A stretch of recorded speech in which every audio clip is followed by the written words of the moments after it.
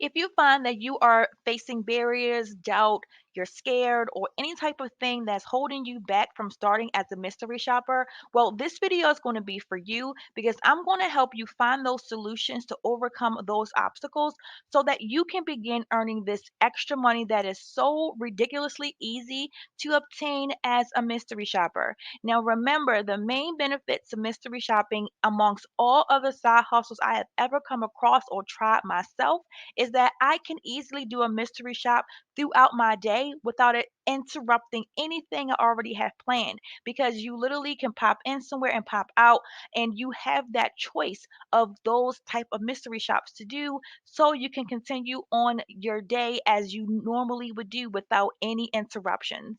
Now on a flip side, if you are an individual who doesn't go out as much and you don't need to go to these stores because we now have the opportunity to have things delivered now, that's a different topic, and you still are able to succeed as a mystery shopper. But it all boils down to what you want to obtain money wise, because the higher the pay typically goes into banking shops. And if you don't want to go outside and you want to just do everything in the home, you can do that and make a nice little income, but it won't be a lot because those type of jobs typically are taken so fast, and you have to be able to be signed up with a lot of companies that will offer you that opportunity to build up that connection so that you can be offered personally those type of jobs over someone else. But that takes time. But let's just get into how we can get you started as a mystery shopper. Now, as a mystery shopper, you do not need to have any form of transportation. That means even walking. You don't even have to walk to earn this money. You can stay home and just make money. But I want to say that if you want to earn a lot of money, you will need to leave your home and go to locations, a physical store where you're able to rack in those hundreds and even thousands of dollars by doing mystery shops. Now, depending upon where you live. Now, if you're able to walk it, I always tell people don't be afraid to put in a little manpower. Use your feet to get you from point A and point B. That is the number one way I started mystery shopping. When my car broke down, I had no other way to get this extra money. I found a way, and I used Google Maps to help me map out close areas that was near me that I can walk to. I got a little exercise in, lost a couple pounds, and it earned me some money. Okay. Now, as time went on, I got me a car, and then I was able to knock those out a lot more quicker and earn more money. You do have the option as well if you have a bike. Follow the same procedure. Map out a nice close location proximity area and bike it. Now, if you are in an area that's really rural and you're like, man, it's like miles and miles before I get to the closest store, then you may want to talk about, bringing in ride share. And doing any kind of Uber or Lyft, they are mostly expensive. I've never seen it really cheap. So my word of advice by utilizing that to help you be a mystery shopper is to find a location, a center point, and find shops around that point that you can walk. So they will drop you off. You will already have a map of all the locations you want to actually physically mystery shop. And then when you're done, have them come pick you up and take you back home.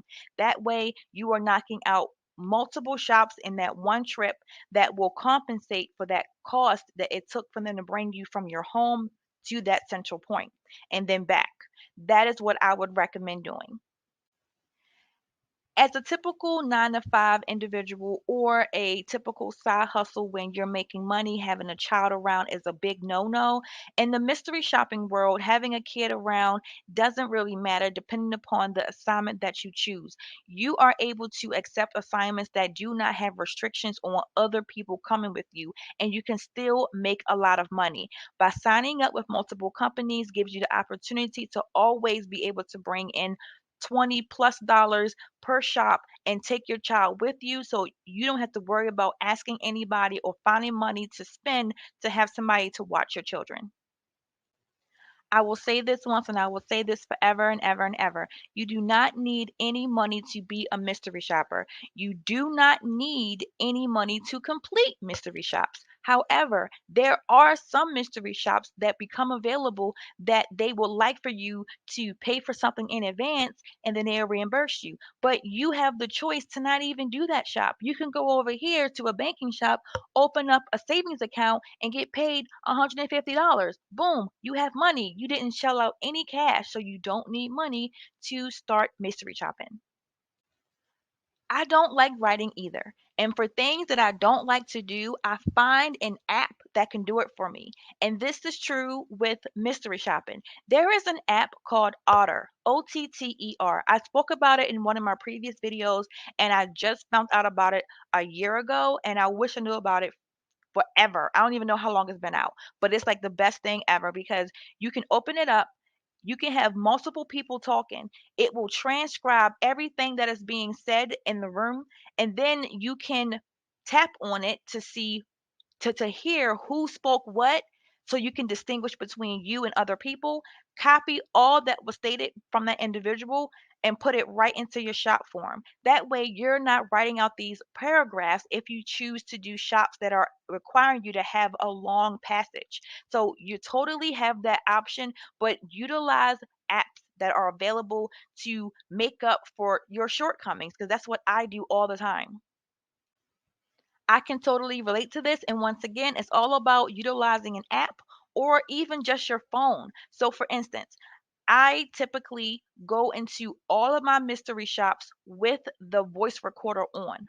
Why? Because while my phone is in my hand, we live in a society where someone having their phone in their hand at all times is normal. No one would suspect that I am speaking and listening to what they're saying on my phone because it's just a normal thing that people do. So as I'm walking around the location, I will say, okay, I see the bathroom. It has something on the floor. Oh, this person has on this color shirt, this color hair. They're not wearing their name tag. Oh, this was 4 o'clock p.m. One teller came in. It was five teller. Like, you literally can dictate what you're seeing in that app on your phone. And that way you can play it back to help you answer the questions that would be on that form. You have to make sure you review the form first just to get an understanding about what they're asking you question wise. And then when you go to the actual mystery shop, you just speak everything that you see so you can play it back for yourself to help you answer those questions.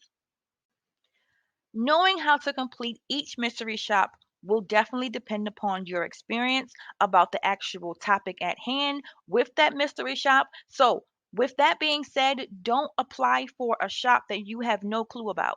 If you have a banking shop presented to you for $150 where you need to go talk to a banker about investments and you're like, I don't even know what that is, don't do it. You don't typically need to have any information because they're going to actually talk to you about it.